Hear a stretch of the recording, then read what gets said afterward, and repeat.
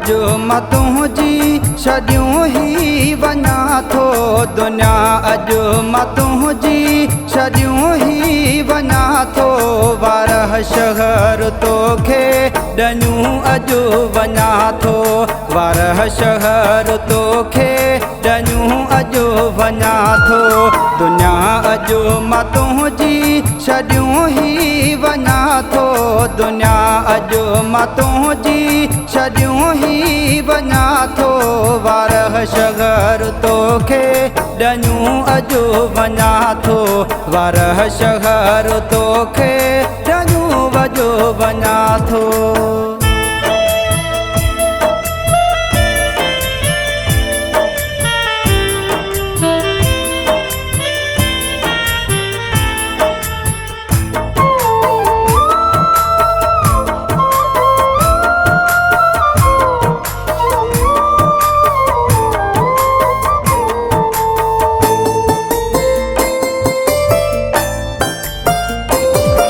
कदुर कौन हो तो पिरी मुँह जो जहाँ तो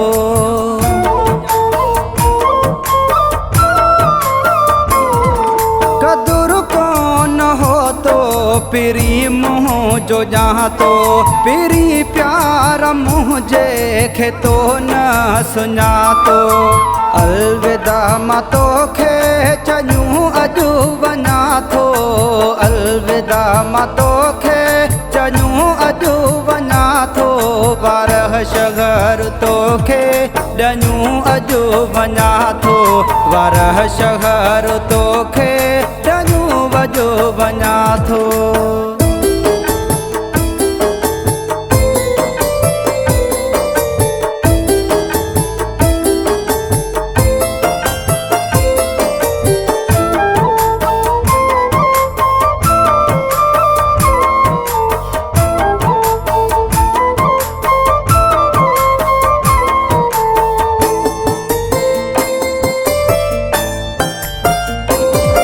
सची दिल सां चाही तो सां प्यार मूं क्यो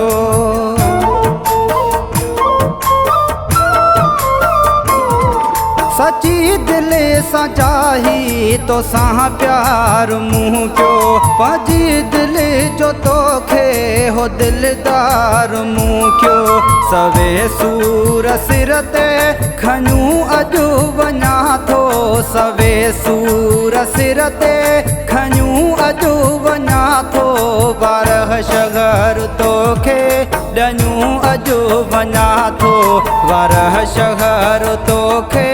ॾनियूं अॼु वञा थो।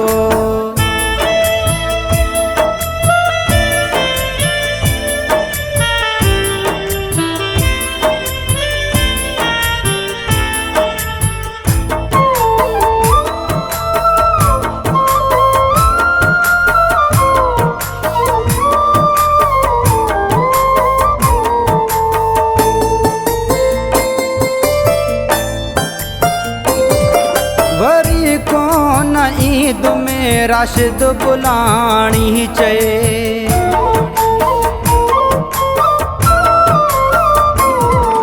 वरी कौन ईद में राशिद बुलाणी चए हमेशा ले छॾियो वा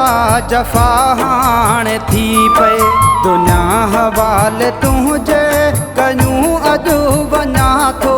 दुनिया हवाले तुंहिंजे कयूं अॼु वञा थो वारह शहर तोखे ॾनियूं अॼु वञा थो वारह शहर तोखे